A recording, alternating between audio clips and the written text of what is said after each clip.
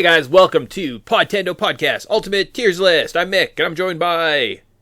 Tyson. Cool, there we go. We're past 100, guys. We're into the home stretch. We only have 2 more of these big shows left.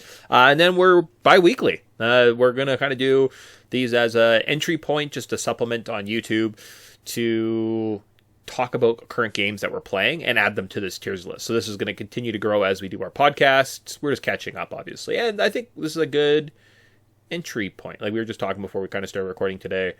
Because, man, we've done a lot of, there's just a lot of content to get into. If you wanted to listen to the Podtendo podcast, where do you start, right? And this is kind of help clarify that, right? In neat little packages. And we get to relive all our past podcasts that we spent time playing, right? Yeah, it's nice to just have a visual representation as massive as this is getting. We know all of games that we've played is so big.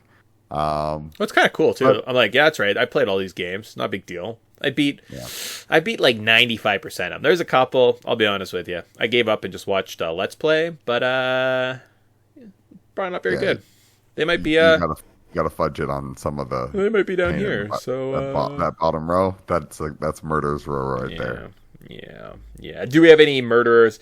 I would love to know how to get rid of these ones. I don't know why we need to look at Pokemon Blue and Yellow, but we do. And let's see what games we got coming up. So I guess alphabetically, ActRaiser is our first one. So a Sims / action platformer / RPG ActRaiser. That was an experience, eh? Where does ActRaiser belong on this list? Well, it's definitely in the skippable tier. Okay, all right. But where in the skippable tier? Is it... You know, I like Yoshi's Safari more than I like that game. Okay. But that's just me liking Yoshi's Safari. Yeah, okay. I mean, it's not impossible to beat, which is good. So it's probably better than the Battletoads, okay? Yoshi's Safari's cuter. This game is kind of annoying. Yeah, even there? Like, Star Fox is probably a better game than it. Yeah. And I mean... It's so good that they just keep basically redoing it and remaking it with different graphics. Yeah. So. Yeah, I tried the Legacy or the Renaissance. I think I was playing mostly on the Renaissance, and it just packs a lot more action into the original game, right? I kind of wanted a little bit more bare bones Super Nintendo experience. Renaissance is definitely the meatier version, so if you hate this, but you kind of like the idea... The digital game that you can get on the Switch, not terrible, right? Not terrible. That game has its flaws and it shows. So below Star Fox, which is not a good sign of things to come for it. Poor little guys. Let's see the next game that comes up.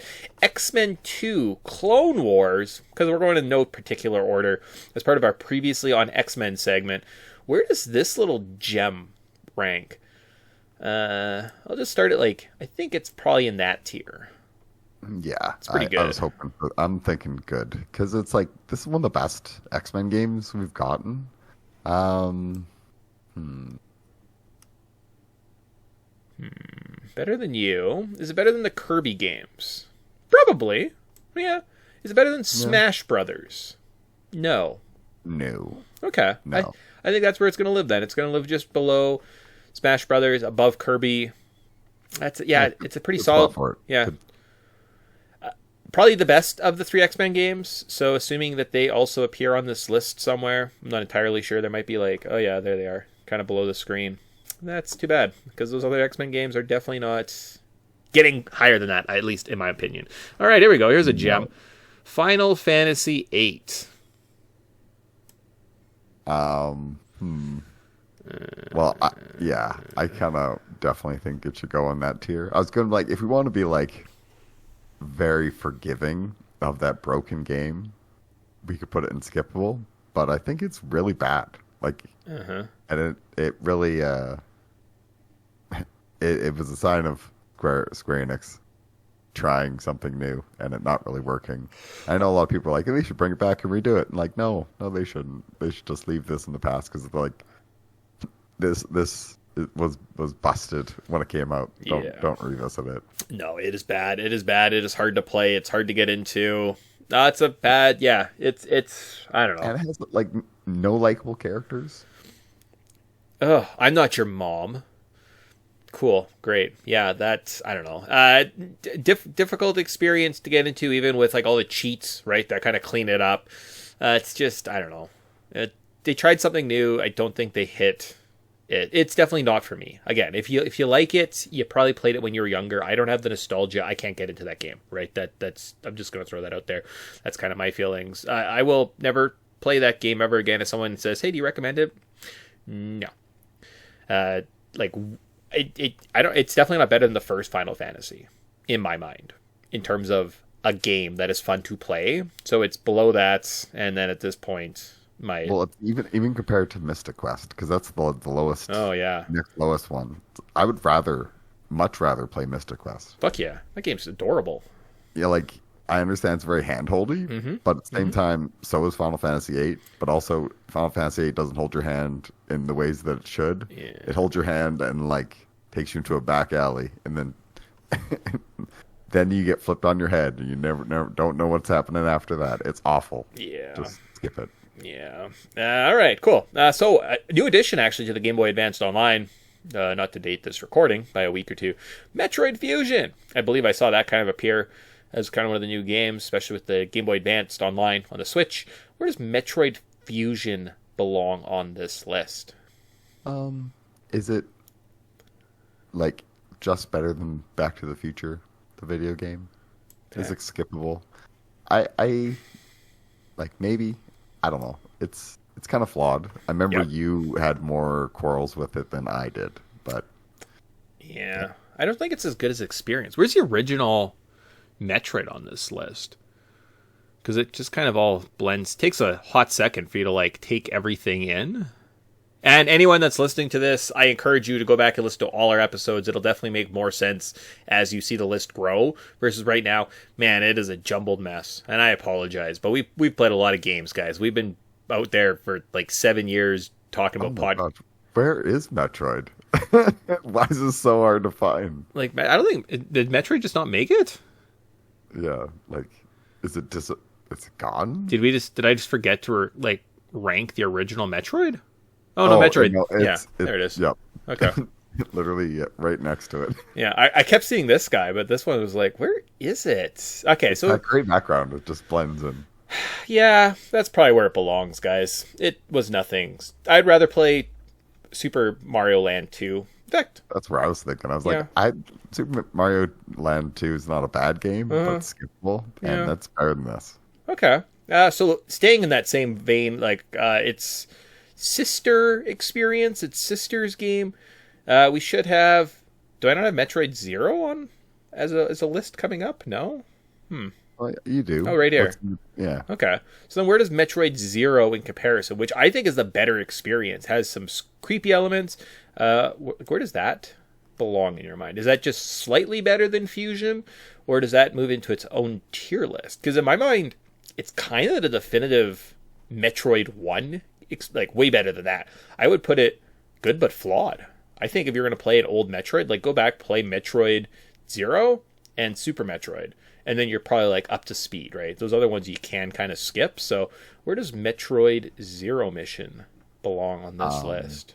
Yeah, it's definitely a lot more of a solid experience than Metroid Fusion. Like, no knock on Metroid Fusion, but it's kind of always seemed like this like random tangent in the Metroid lore. And I feel like you're right. If you played Metroid Zero and like Super Metroid, you're basically that's the retro series in a nutshell. Yeah, it's definitely better than the Kirby games. I wouldn't put it above anything above that list. Like I'm just thinking that's where I would put it. Like the other Metroid games, they can rub you the wrong way. But again, definitive. This guy Fusion is fun because of fighting your suit. Like your possessed suit is kind of a creepy guy, but I don't know, those segments aren't done 100% well.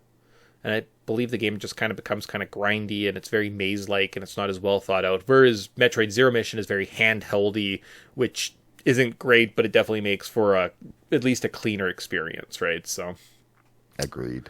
Cool. Awesome. All right, let's go back to the order. It looks like let's knock off both these X-Men games. So X-Men Genesis.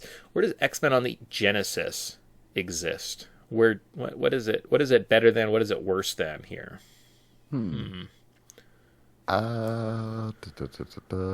Like, is it as good as Earthworm Jim? Kind of, sort of. I kind of feel like they're in the same vein, like that Tasmania, Jurassic Park, Sega kind of genre. If you take off the nostalgia, the gameplay's not great. Yeah. And yeah, it definitely is unskippable because honestly, if just play X-Men 2, it's better. Yeah. And yeah, that's a really good spot for it because I would play it over like Mario Kart. Yeah. Yeah. Well, that's what I'm thinking. But like if I had a choice, you gave me a Sega Genesis with 3 games, I'm probably playing Sonic 1, then Earthworm Jim, then X-Men. In that order. Maybe it switches day to day, but like those are probably like 3 games, and I wouldn't finish any of them. I'd be like, yeah, no, I played until I got frustrated, and then I just didn't care to see where the cow landed in Earthworm Jim. So yeah, well, and those are gonna be games that you get frustrated and die a lot, and I feel like that's fitting right next to Turtles. Man, I don't remember. So, like, I'm just looking at the top of this list, and I'm just noticing our 3 Zelda games at the top. I don't know how we talked ourselves into that, but I'm proud of us. But also, it's so fascinating. Like, some of our decisions, some of these ones, I'm like, wait, why is that game there? So, I sometimes go back and listen to it, and I'm like, you guys are idiots. I hate your lists. But again, we can adjust any time. So you see something that stands out, we can make adjustments. And if you leave comments, we're open to it. I think when we start like adding the one-off games and we're all caught up, that will be a really great time to kind of revisit the list. Yeah, that's fair. Yeah, because we'll have more time versus we're trying to do like 10 games, talk about each game, give it justice in 2 minutes. We did a whole hour-long podcast. Go listen to that. Let's do the other X-Men game here. X-Men for the Game Gear. It's fun. I have lots of nostalgia for it, but like you're definitely skipping it. So just where in the skippable list does this title belong? Is it just above Contra? Yeah. That's funny. I was like, let's put it there and then discuss. But the fact you said just above Contra, I think I would rather play Mystic Quest, but I'd rather play X-Men than Contra. Perfect. Great. And seriously, it's very, very rough. Mm-hmm. But if it didn't have the X-Men logo and some of the X-Men designs in it, you'd never play this game. And if I didn't spend like $50 to buy a physical copy and we didn't have this game in our childhood, I would never even know about this game. Yeah. So that's. But we have the nostalgia of being like, I want a physical copy of this game. This is a gem. All these games are gems. Yeah, I see. We have 2 big games coming up here, so let's maybe leave those to the end and just kind of chip around them. Let's start with Gauntlet Legends. So Gauntlet Legends, we had played together. And then I think we must have finished it on our own or something like that. Is kind of how that worked. Maybe even this last summer, the summer before that. So where does Gauntlet Legends belong on this games list? Somewhere in the skippable section? Yeah. I'm maybe leaning more at the top side of the skippable because I enjoy this. Okay. But is it headed Back to the Future? Yeah, I kind of think I would rather play Mega Man. I'd rather play Mystical Ninja, or Ninja Gaiden. Yeah, that's probably where it belongs. But like, you're right. I'd probably play Gauntlet Legends over Metroid Fusion again. So, all right, cool. All right. Yep. About Golden Sun. So the little RPG that was a thing. Where does that belong? Most of the RPGs we have up in this like upper tier. Is it good but flawed, or can you skip Golden Sun? I'm looking at how even low we put ActRaiser, and I would play ActRaiser over this. Okay, well that's where Golden Sun lives then. It was a frustrating series. We gave it 2 shows. I don't even know how to play it, to be honest with you. Like I know I beat it the first time, but I was playing it all wrong up until literally the final battle, and the second game I lasted an hour, and then I quit and we just played Pokemon. So, well, to be fair, knowing how to play it, you just spam spells. Really, not that interesting. Yeah, like the strategy, as it were, is nothing special. Okay, Let's go. Yep. Speaking of Mystical Ninja, I believe this is called like Gomon Mystical Ninja for the Super Nintendo. Where does that little Game title? exists. Yeah. It's a weird little funky game. Like, I mean, I wasn't super frustrated by it. No. But I also wasn't super wowed by it. I would almost kind of put it just below Yoshi's Safari. But that's because it's kind of like there's some exploring and stuff. Okay. And it's an interesting little world. And it's not hard. It's not frustrating to play. It's just kind of lackluster, I guess.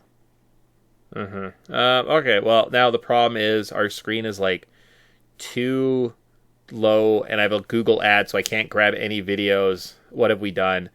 Let's just burn Donkey Kong for the time being, and so I can have access to these guys. Yeah, that's a good call. Assuming that this tier doesn't get bumped down, and we might have to do that. Yeah, I want to Well, stop. let's just do this. Toss Kid Icarus and Excite another Bike? Yeah. Down? Okay, sure. Yeah, just to like clear up some space. They belong in the tier above. I'll fix it before the video's done, just for right now. Sarge's Hero. Where does Sarge's Heroes belong? Inskippable. Yeah. Getting to be a kind of a crowded tier. Yep. We definitely threw some cluster.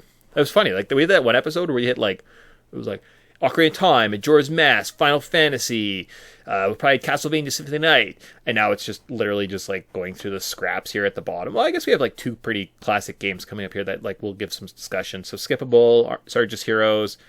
It's a bad... Ugh. How far down the list does this belong? Is this, like, bottom feeder? Kind of. Yeah. 'Cause it's kind of busted, right? Mm-hmm.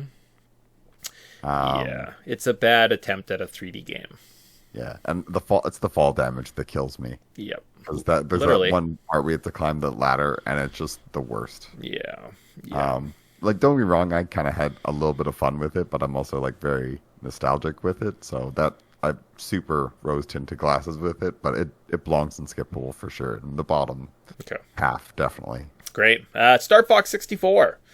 Last game here. Star Fox, where does that experience belong? Good but flawed? Yeah. I mean, it's the only real knock I had against it is it's short. Yep. So, like, better than Pokemon Snap? Yeah. So I think if you were a kid and you got Star Fox 64, you would have a lot of fun with it.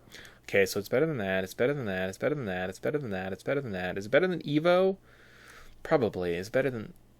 All right, there you go. Good job, Star Fox 64. As it is, I don't know if it's as good as like Resident Evil 3 Nemesis. I think there's a lot more going on in that game. But in terms of like a ship simulator, it's not horrendous, guys. And tank. And Yeah. Isn't there like a... Is there a submarine? No, there's no submarine. I think there is a submarine. Yeah, you definitely go underwater at some point. So, yeah, no, lots of variety in gameplay, lots of stuff to go back to. It's a little... multiplayer. Yeah, it's a little arcadey in the fact you can't pick your own levels. I think holds it back in my mind, so... Oh, but just for the battles with the wolf or the wolf team or whatever the heck they are, the bad guys, those are classics. Yeah. You established rivalries. Yeah, it's pretty good. All right, cool. So the final two games I've been alluding to, they're kind of a big deal. We have Metal Gear Solid or Twin Snakes. You can, I don't know. That's the game I think I played. You could play, if you like Metal Gear Solid better, you can just do Metal Gear Solid. Where does Metal Gear Solid belong on this list? Considering we yammered on about it for like an hour and a half, it's definitely in the top half. I was kind of even leaning more towards required playing. Oh, yeah. It is pretty good, isn't it? All right. Yeah, it's like it's established. Like, it made me interested in like tactical espionage, and I mean, as a James Bond fan, that one really strikes home with me. But it's also like it's just so fun, and it like had a cool narrative, had cool characters. Yeah. It is like the narrative of games, right? Like, it is a genre-defying experience of the cinematic, the story that a game could be told, right? If you're familiar with Last of Us, right? The great narratives that can come out of video games, Metal Gear Solid is probably up there, right? Could HBO do a 8-episode series of Metal Gears of Solid Snake on Shadow Moses Island? Yeah. Yeah. right? You really could. And honestly, it would even set up for a season 2 because it's essentially just the same thing, but rehashed and reskinned and with more long dialogues. But how about that? Like, it's one of those games that I think even if you don't play games, you can appreciate because the story is so interesting. Yeah. So just for argument's sake, I think some of these games up here are instrumental in their genres. They define something, and the gameplay, the narrative is just so tight. It's so clean as you work your way down. They're genre defining, right? They introduce 3D. They're one of the greatest platformers ever. They're a great action game. They're this amazing narrative.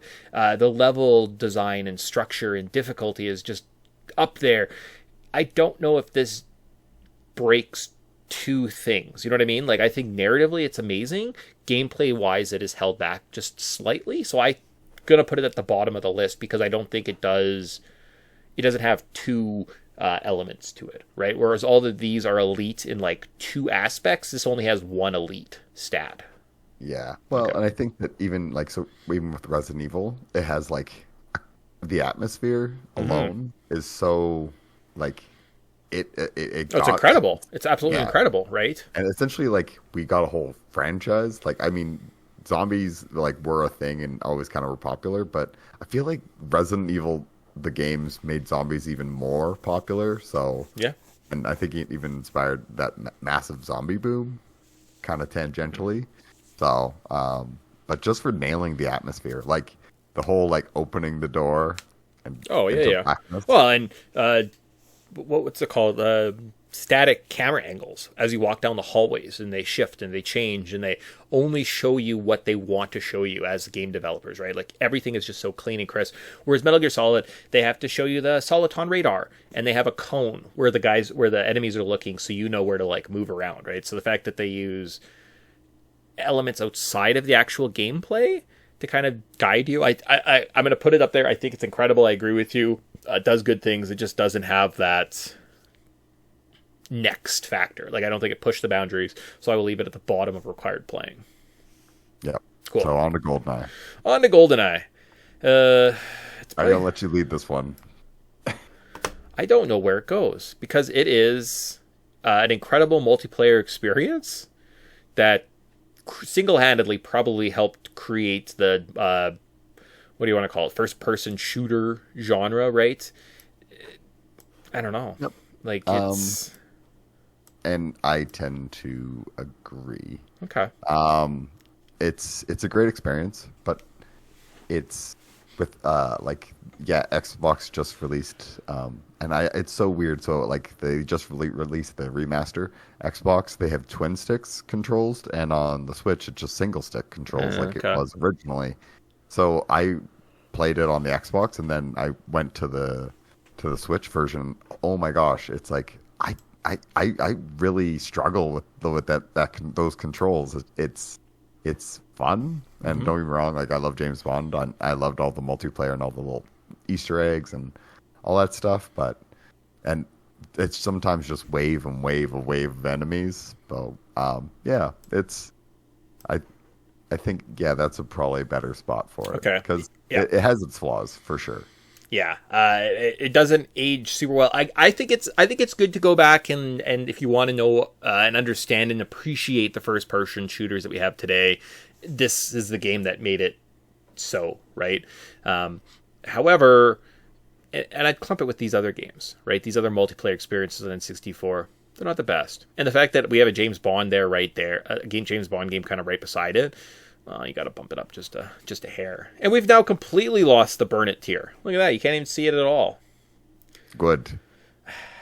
I dislike them games. I want to make this. I'm going to see if I can play around with this, make it wider. That'll probably also make it a little bit more appealing. I guess I could just still scroll. So maybe that's what I'll do. I'll just leave them down there and be like, we don't look at you anymore. Bye. Yeah. Hence you're in the trash tier. Yeah. You should just change that to trash tier. So that's it, guys. Next Saturday, we're coming out with our very last tier list. We've done everything, and then these will just be supplemental after we release a numbered show, right? So you're only going to get one of these once a month. But we do have something else kind of in the back burner. Yeah, we'll see. I don't know. See what else pops up on this channel. So we'd like to thank the little bit of support we're getting. We have kind of a growing viewership, which is nice, right? Hopefully you guys are enjoying these and will listen to us talk about old games. 'Cause that's what we do. Yep. Hopefully we got some big plans and always want to improve and strive. And I mean, we've been doing this long enough, so I think we enjoy playing around with it and want to just take it to the next level and always improve. Cool. All right. Well, with that, say bye and see you guys next Saturday morning. See you. Bye.